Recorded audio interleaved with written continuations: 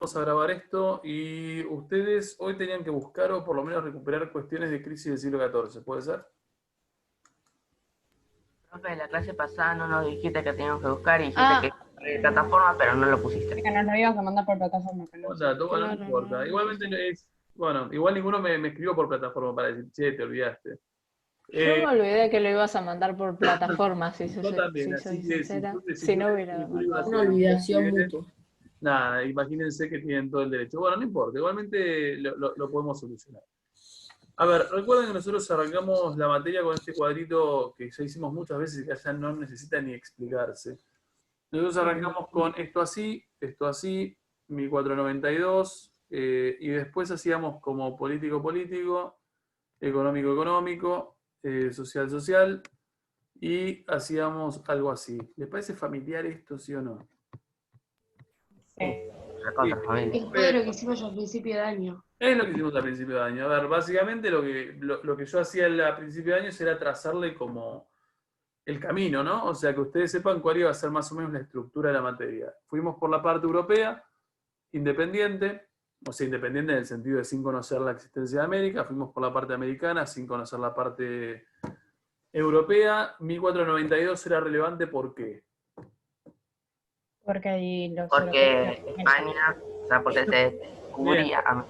porque España llegaba, me gusta más el concepto, llegaba al territorio americano, eventualmente sí descubría que había otras civilizaciones, pero América ya existía, y ahí sabemos que, bueno, a través de diferentes como ciclos de conquista van tomando control de eso, bla, bla, bla, bla, derriban incas, derriban aztecas, derriban mayas, conquistan los territorios que son un poco más simples, y consolidan en esos territorios qué tipo de estructuras, cómo se llaman las unidades españolas de administración.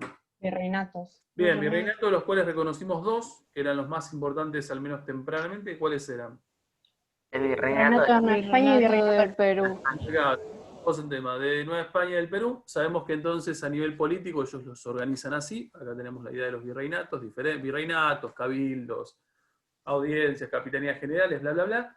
Y a nivel económico ellos imponen un sistema específico. ¿Cuál es ese sistema específico?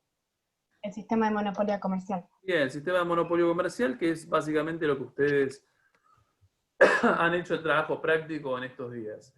Ese sistema de monopolio comercial, con sus respectivas características, tiene sentido si uno piensa que los países europeos creen firmemente en qué idea. El mercantilismo. Mercantilismo. No, Creen firmemente en mercantilismo, porque los países europeos, los reinos europeos son mercantilistas, que se impone ese sistema de monopolio comercial, y eso es lo que estoy preguntando en el TP. Pregunta, ¿qué nos olvidamos en este recorrido? No nos olvidamos en realidad. ¿Qué es lo que no vimos? ¿Cómo? social, no vimos el social. No, lo social nos falta, de hecho es social y religioso. Igualmente, no voy a mentir, dudo que lleguemos a avanzar mucho más que eso. Por ahí un poquito de lo religioso. Lo social, a ver, en este recorrido hicimos así. O sea, no sé si se ve la flecha, hicimos así.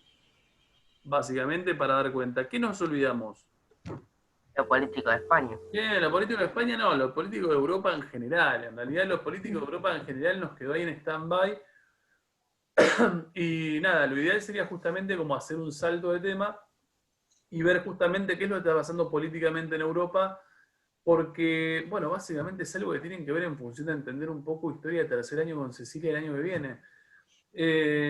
Si no vemos la parte política europea en este momento, los complico bastante para el año que viene. Entonces, la idea justamente es retomar cuestiones políticas europeas y ver qué es lo que pasaba más o menos para la misma época, bueno, obviamente sin contar América, ¿no? A ver, yo entiendo que lo entienden, pero por las dudas les pregunto porque, por las dudas, básicamente. ¿Ustedes entienden que todo esto que estamos viendo a nivel sistema de monopolio comercial, virreinatos, esto que vamos a ver a nivel político, en realidad no es que sucede uno detrás del otro, en realidad son todas cosas que suceden a la vez?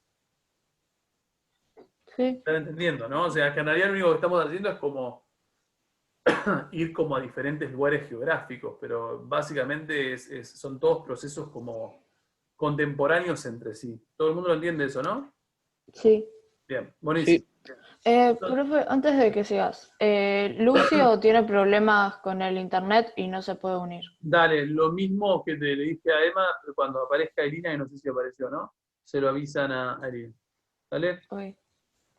Bien, Sí. a ver, en pos de ver esta parte política, que es la que nos interesa, lo que nosotros tenemos que hacer, que era lo que les iba a pedir que hicieran básicamente, era como recuperar, recordar básicamente, o mirar un poco o las clases o anotaciones para poder dar cuenta de dónde arrancamos básicamente. A ver, esta línea así del tiempo, muy extraña, ¿la recuerdan? Sí. Bien, ¿la De los recuerdan? antes. Medianamente. ¿Era de la crisis? Era de la crisis, acá parecía la crisis, esperen que borro porque me equivoqué yo. Sí, coincido, era de la crisis. ¿Qué representaba más que la crisis? No sé si es la crisis puntualmente lo que representa, aunque sí, está acá la crisis. ¿Alguien recuerda qué reflejaba esto? El poder de los reyes. Gracias, ¿quién lo dijo? Tomás. Bien, No, gracias. Jeremías. Ah, Jeremías, bueno, menos mal que fuiste sincero, Tomás. Bien, Jeremías, ¿qué cosa es el poder de los reyes? A ver, ¿qué te acordás de esto? Del feudalismo, que cae el poder, me parece. Sí, Y después, durante ese periodo del siglo XIV al XVI, es cuando se recupera, por así decirlo.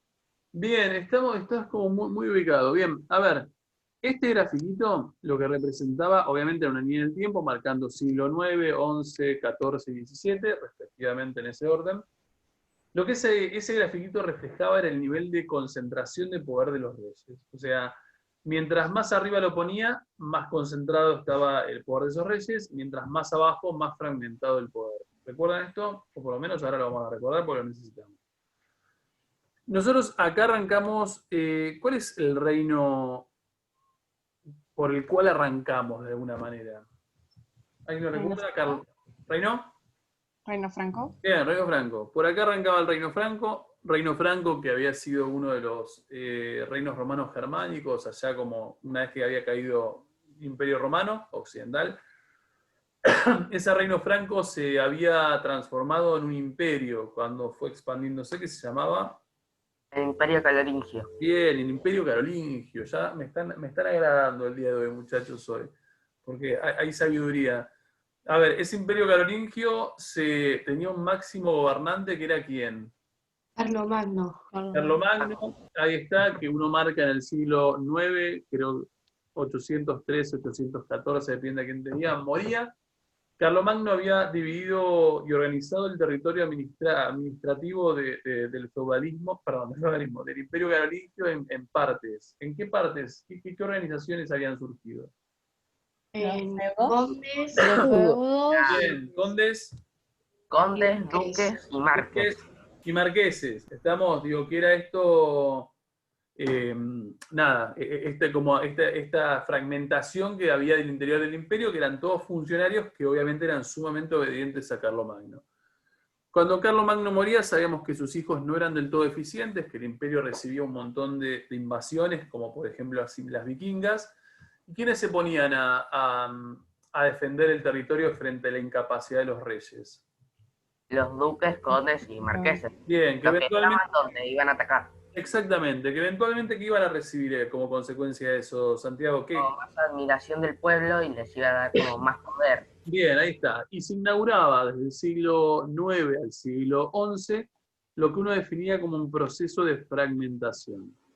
¿Qué implicaba un proceso de fragmentación del poder?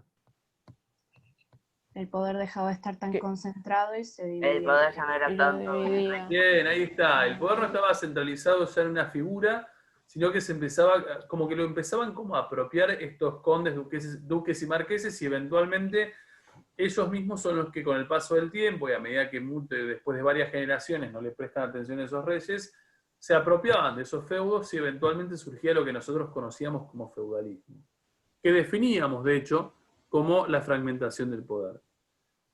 Ese feudalismo lo pongo acá abajo, quiere decir que del siglo XI al siglo XIV lo que hay es una total desobediencia. ¿Se entiende lo que estoy diciendo? Sí, sí. Bien, en esa total desobediencia siempre hay que hay que perder de vista que en realidad los señores feudales, que las familias gobernantes, o sea, las antiguas familias reales siguen existiendo, ¿estamos? Lo único que se las considera el concepto es primus inter pares, que sería el primero entre los pares. O sea, entre todos los señores feudales se reconoce que hay uno que es por ahí de un poquito de mayor relevancia, que son las antiguas familias reales, pero en realidad, si te dice, che, atacate al lado, si vos no querés hacerlo, no lo haces porque te considerás como independiente. En el siglo XIV hay un punto de bisagra. Nosotros sabemos que esa crisis del siglo XIV es muy conocida, ustedes hicieron un trabajo en torno a eso. ¿Qué es esta crisis del siglo XIV? ¿Cuál es la causa?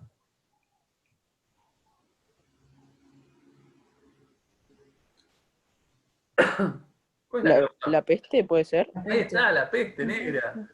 A ver, esta peste negra, ¿quién dijo la peste? Jeremías.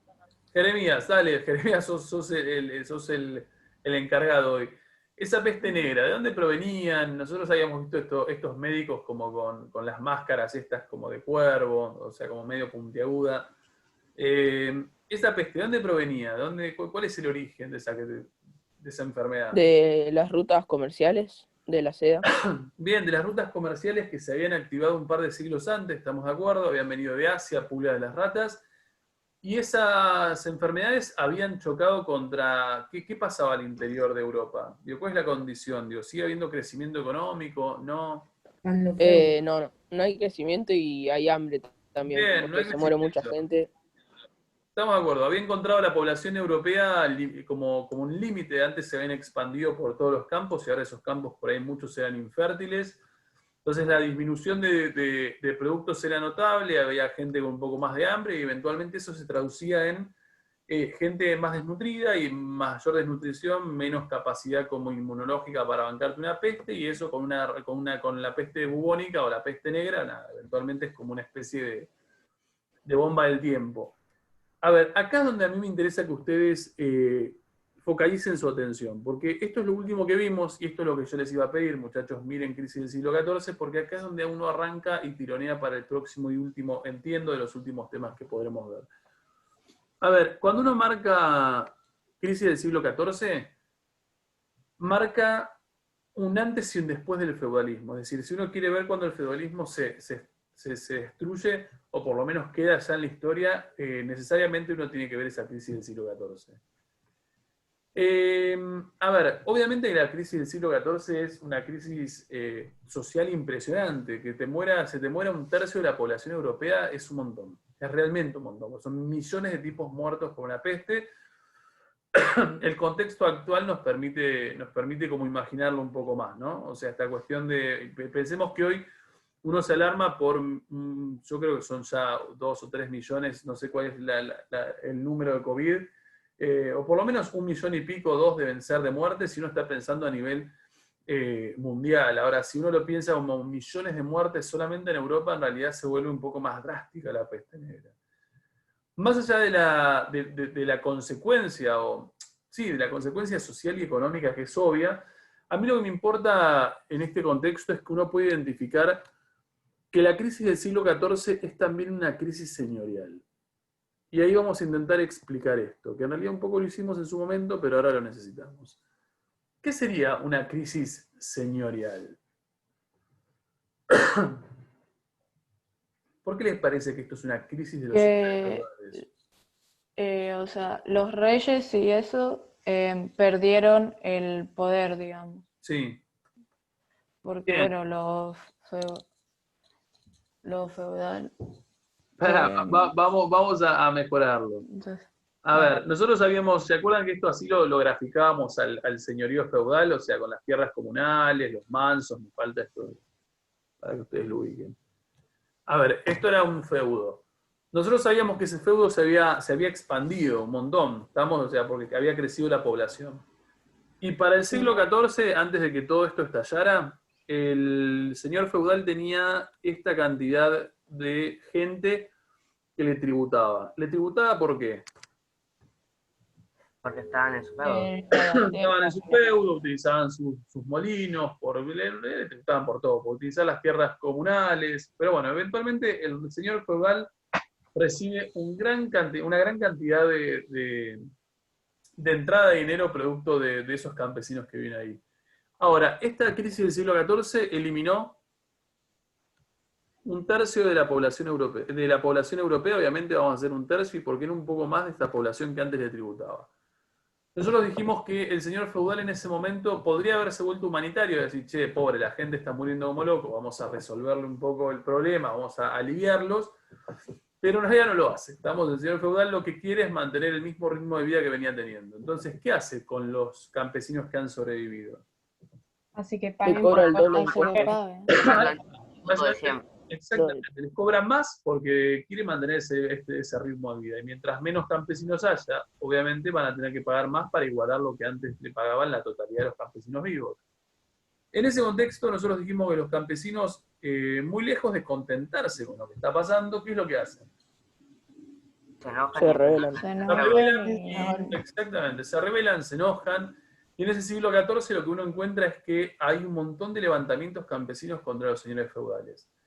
Esos señores feudales muy alterados por, obviamente, el cuestionamiento de su autoridad, y no pudiendo contener esos levantamientos, lo que recuerdan es ¿qué cosa? ¿Quién puede darles una mano? Recurre La al rey. realeza. Bien, la Claro, realeza, ahí está. Esa realeza que siempre estuvo ahí, que nunca les prestaste atención, pero que vos reconocías como quienes eran los herederos de los antiguos reyes, son como convocados, y básicamente lo que estos señores feudales le piden es, bueno, a ver, muchachos, ayúdenme porque yo solito no estoy pudiendo con esto en mi feudo. Obviamente las antiguas, o sea, los descendientes de esas antiguas familias reales, ayudarán, porque lógicamente que lo van a hacer. Ahora, al momento de ayudarlos, obviamente lo van a hacer a cambio de algo. ¿A cambio de qué? de que Obviamente los- de que le devuelvan De que todo el poder que devuelvan el perdió. poder. Básicamente de que les devuelvan, ahí está, intentarán lograr que ese poder que sus ancestros han perdido varios siglos atrás, obviamente vuelvan a ser reconocidos. ¿Qué quiere decir? Yo te ayudo, yo soy el descendiente de los antiguos reyes, pero eventualmente vos a cambio me vas a tener que generar cierta obediencia. Quiere decir que la crisis del siglo XIV uno la define como una crisis señorial, en tanto los señores feudales empiezan progresivamente a perder el poder, y no es casual que yo empiece a hacer esta línea para arriba, que es la que nos va a llevar nuestra atención en este momento, que es la que no vimos. Esta línea para arriba, así como esto es un proceso de fragmentación del poder, o sea, la línea para abajo es el proceso de fragmentación, este es el proceso de recuperación o descentralización del poder. ¿Qué quiere decir un proceso de centralización del poder? El poder va a estar en una capital, o sea, en un solo Juega al rey. lugar. Sí, Con ¿y el- sobre quién? ¿Sobre qué persona? El el rey. rey. Rey o reina en el caso de los, ¿no? Digo, porque habrá alguna que otra reina que también exista en el momento. Quiere decir que, así como uno identifica un proceso de fragmentación, la idea de proceso nos lleva a que esto no es inmediato, que tenemos 200 años aprox de fragmentación gradual. Así como tenemos 200 años, tenemos 300 años, algunos reinos más, otros reinos menos, de centralización del poder. O sea, inaugurándolo, que esa crisis del siglo XIV habilitó a estas familias de antiguos reyes, eventualmente muchos de esos reyes van a empezar a concentrar el poder de manera muy eficiente hasta llegar al siglo XVII, que uno define que en ese momento lo que hay es monarquías absolutas. ¿Qué quiere decir monarquías absolutas? ¿Qué les parece? Todo el poder está en Que el todo el rey. poder está en el El poder rey. está en manos del rey de manera indiscutida. A ver, como monarquías absolutas es nuestro horizonte, o sea, tenemos que llegar acá, porque ustedes básicamente cuando arrancan con Cecilia el año que viene, arrancan con Revolución Francesa, y hay que ver por qué la Revolución Francesa es Revolución Francesa. Lo primero que tendríamos que hacer es definir muy bien qué es esta monarquía absoluta. En pos de ello, busqué un pequeño videito, que es muy clarito. Esperen que no lo tengo por acá, por alguna razón. Y la idea sería que saquen, igual es muy claro realmente hacia dónde va, pero bueno, saquen un par de características y ahora las ponemos en común. No, esta no. Opa.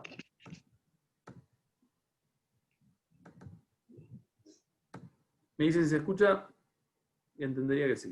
En este capítulo vamos a hablar de un Sí, se escucha. Sí, se escucha. definición, fases, características, cuál fue su origen y la oposición al absolutismo, que eran los parlamentos. El absolutismo no es ni más ni menos que el poder absoluto y divino del rey sobre todo el conjunto del país.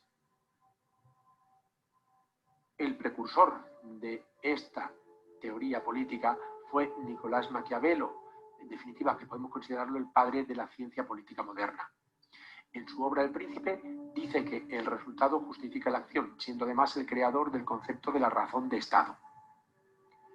Y a él se le atribuye la frase "el fin justifica los medios", aunque realmente no fue suya. Y en definitiva, estas ideas fueron la base del absolutismo monárquico. Para llegar al absolutismo se tuvieron que pasar antes por diferentes fases. La primera, recordemos, en la Edad Media era el feudalismo, en la que los nobles ostentaban el poder y el rey prácticamente era un noble más. Se vivían los feudos. En el siglo XVI, ya de la Edad Moderna, empezó el autoritarismo en el que el rey, apoyado por burguesía, ostentaba el poder aunque debía compartirlo, y la nobleza empezó a perder protagonismo. Se vivía en las ciudades y allí estaban ubicadas las cortes, que era donde el rey gobernaba y vivía. Y por último, ya en la Edad Moderna, en el siglo XVII, vino el absolutismo propiamente dicho, en el que el rey ostenta todos los poderes. Su poder es incluso de origen divino y no tiene limitaciones. En las ciudades y donde se gobierna es en el palacio. Las características principales del absolutismo son las siguientes. La primera es que el rey tiene un poder absoluto sobre todos los habitantes del reino, y el poder es un derecho divino que le viene de Dios. Además, es la autoridad central común para todo el territorio, tiene una burocracia especializada que ejecuta sus órdenes, un ejército permanente que defiende su territorio y un reconocimiento de ese Estado por parte de otros Estados. Sigue, en definitiva, un modelo centralista. La justicia es el mismo rey que hace las leyes, las hace ejecutar y la aplica. Cobra impuestos, aun sin el consentimiento de sus gobernados, para poder mantener la burocracia y el ejército. Y la Iglesia está supeditada al monarca. El origen de las monarquías absolutas en Francia son desde Enrique IV, en España desde los Reyes Católicos y en Inglaterra con la dinastía Tudor. Punto, hasta ahí me quedo. Necesitamos esto después en un toquecito. Vamos a recopilar un par de datos. ¿Qué es una monarquía absoluta? Es un sistema político donde todo el poder se centra en el rey. Bien, todo el poder se centra en el rey, todo el poder. ¿Qué tipo de poderes se centran de manera indiscutida en el rey? Militar, Ujú. religioso, Religioso, político, político, administrativo, impositivo. Sí, estamos de acuerdo. Todo todos. es el rey, tal cual. Todos. ¿Cómo justifica el rey ese enorme poder que tiene? Con Dios. Con Dios. ¿Estamos? Básicamente la traducción es: todo lo que tengo, lo tengo en base a que Dios así lo quiere. ¿Estamos? O sea, básicamente ese es el mensaje. Dios me dio la oportunidad en este caso y me señaló como el indicado para ejercer este poder. A ver, no quiere decir que sean... Por ejemplo, no sé si ustedes lo vieron el año pasado con Ceci, cuando veían como la forma de gobierno de Egipto. ¿Alguien la recuerda? ¿Quiénes gobiernan en Egipto? Vimos Egipto en una semana, así que no me acuerdo nada. Puede ser. Bueno, a ver, para aquellos que lo Era recuerdan... el faraón que decía que eran descendientes de los dioses. Bien, ahí está, es el faraón que dice que son... Ahí está, el descendiente de los dioses. Pero justo dijiste lo que necesitaba. A ver, cuando ustedes vean Egipto en esa semana, el faraón es un dios sobre la tierra. ¿Estamos? O sea, básicamente es un dios que te está gobernando. No es el caso de monarquías absolutas. ¿Cuál es la diferencia? En El rey es un monarquías enviado de absolutas, Dios. Bien, Y ahora, tipo, como que lo eligió. ahí está. Y Exacto, pero es un humano. Son Dios. claro, Claro, En Egipto es como son Dios, pero en forma humana. exactamente. Y en las monarquías absolutas, no, lejos de eso, son humanos, pero simplemente han tenido la gracia de ser seleccionados por Dios. Dios les da como la autoridad para básicamente hacer lo que están por hacer. Bien, fíjense que acá en el videíto estamos todos de acuerdo con estas definiciones. Obviamente el concepto de absolutismo ya te dice mucho, ¿no? Digo, cuando uno dice absolutismo para hacer referencia a un rey es como todo de todo. Ahora, fíjense que en el videíto les aparecen tres casos como diferentes, tres reinos diferentes. Habla de Francia con Enrique IV, habla de España con los Reyes Católicos que nosotros ya sabemos quiénes son. ¿Quiénes son? los reyes que creen en Los el reyes católicos. catolicismo. Los Reyes, perdón, Santi, No te escuché. Unos reyes que creen en Dios. Sí, pero ¿quiénes son estos reyes católicos? Los vimos actuar. Son reyes, pero católicos. Sí, pero ¿quiénes son? Digo, ¿en qué Ah, el contexto nombre. histórico? No, ¿en qué contexto histórico los Sí. vimos actuar? ¿Qué hacen estos muchachos? Mandan a Colón América, no sé. Mandan a Colón América, tal cual. Estos son los que financian los viajes de Colón. Y en Inglaterra aparece, bueno, Enrique VII con los Tudor. A ver, ¿qué es lo que me importa que ustedes vean con esto? De manera muy clara lo que les está mostrando es que en realidad no es que hay un solo proceso de centralización política. En realidad, si uno mira ese proceso de centralización política, es como general para varios reinos europeos. No es nada más Francia el que se centraliza. Lo hace Francia, lo hace Inglaterra, lo hace España, lo hace Portugal, y así podríamos ir poniendo un par de reinos más para que uno se dé cuenta que este proceso de fragmentación es general, o sea, muchos reinos de Europa lo sufren, y este proceso de centralización también es general. Muchos reinos europeos lo protagonizan. Ahora, cuando uno habla de centralización, yo lo que hice ayer con los chicos, a ver si nos sirve para nosotros ahora, lo que hice con los chicos del segundo A fue mostrar el proceso de centralización, pero a través de imágenes, que me parece que es un proceso como bastante interesante. Por ejemplo, vamos acá. Esperen, que los preparé. Vamos acá. Estos son reyes, en este caso, como ingleses, ¿no? Digo, diferentes reyes ingleses. Este es Enrique VII. ¿Vieron el que aparecía como más al costadito? O sea, pero obviamente en otro tipo de representación.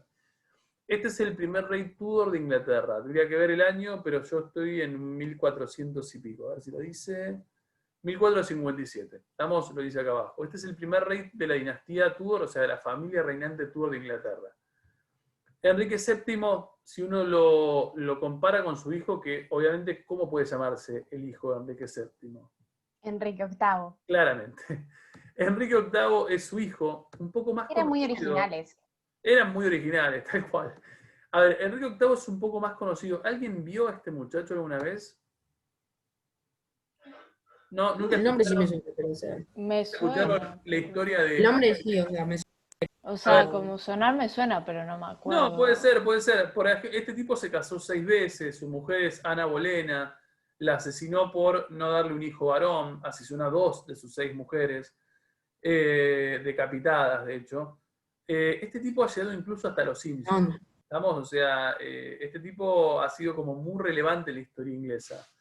Ahora, más allá de eso, que después le podemos prestar un poco de atención.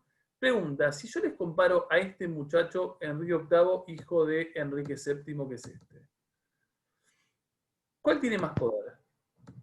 Enrique VIII. ¿Por qué? Enrique VIII. Está como mejor. Porque está como... Porque está más adelantado en el tiempo. está mejor vestido. Está mejor Claro. vestido, yo coincido, está mejor vestido. ¿Qué más? Era como más joven y Bueno, pero Está en eso es el momento donde lo poder. pintaron, eso no tiene nada que ver. Está mejor vestido. ¿Lo pintaron completo? Bien, lo pintaron completo, no me parece menor. La pose que tiene el tipo es como... Claro, es como una pose de gloria. Bien, yo coincido con vos. Por ejemplo, los materiales, no sé si ustedes, yo le presto mucha atención a eso en las pinturas, o sea, los materiales de la vestimenta, si uno compara estos materiales con estos materiales, más allá que no sea una pintura, obviamente que hay como una diferencia muy grande de poder. Incluso nada, digo, si yo estoy descuidado, me digo que si no me decís que es un rey, no lo adivinaría tan rápidamente. A medida que pasamos, obviamente a Enrique VIII lo suceden sus 3 hijos. La tercera de sus hijas, ustedes lo ven, pero yo no, porque están ahí. La tercera de sus hijas es muy conocida, que tiene que ver con esta, que es Isabel I Tudor, que en realidad me puse a buscar otra foto, porque obviamente tiene fotos un poco más relevantes, y esta es una de ellas. ¿Alguien conoce a esta mujer? Porque esta está lleno de películas, ¿no? De Shakespeare, apasionado, tiene a esta mujer como protagonista. A ver, más allá que no la conozcan. ¿Poder, sí o no? Sí. Sí, mucho. poder. Mucho. Mucho poder. ¿Cómo nos damos cuenta de que tiene mucho poder?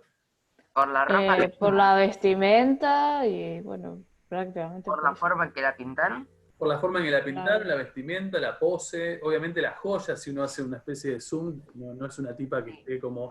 Por la corona también. Por la corona, es verdad, parece muy chiquita, pero está... Y fíjense que está parada en un mundo, o sea, está parada como o sea, realmente como hay una autoridad muy fuertemente marcada. Si seguimos avanzando, esta es la última de las reinas Tudor, ¿estamos? O sea, no tiene descendencia, entonces, obviamente, cuando finalmente muere, asumen sus primos. Sus primos son los Estuardo. ¿Mucho o poco poder? Mucho. Mucho. Mucho. ¿Cómo lo ves? Mucho. Ese La mucho ropa, poder. La ropa, la corona, el la corona, la bastón forma este que no me sale el Sí, nombre, el cetro. el cetro, bueno, como la capa esa. Viene la capa. Yo siempre digo, para mí, si a mí me agarraras desprevenido, me decís dibujar un rey, yo estoy como más, obviamente no llegaría a dibujar nunca esto, pero básicamente el estereotipo que yo tengo en mi cabeza de un rey es este.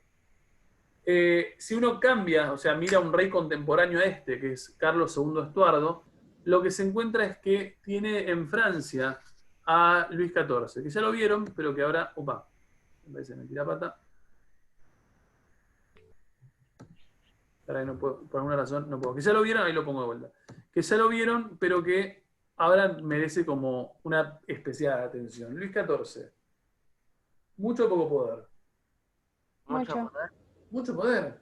¿Estamos? A ver, a mí esta pintura específicamente, yo la tuve la oportunidad de verla en vivo, me genera una admiración impresionante. ¿No les parece extremadamente real la capa? Sí. O sea, Sí. un Sí. nivel de, o sea, yo no sé qué material será, pero me da la sensación que me pongo debajo de esa capa y es muy calentita. Y es como de mucha calidad.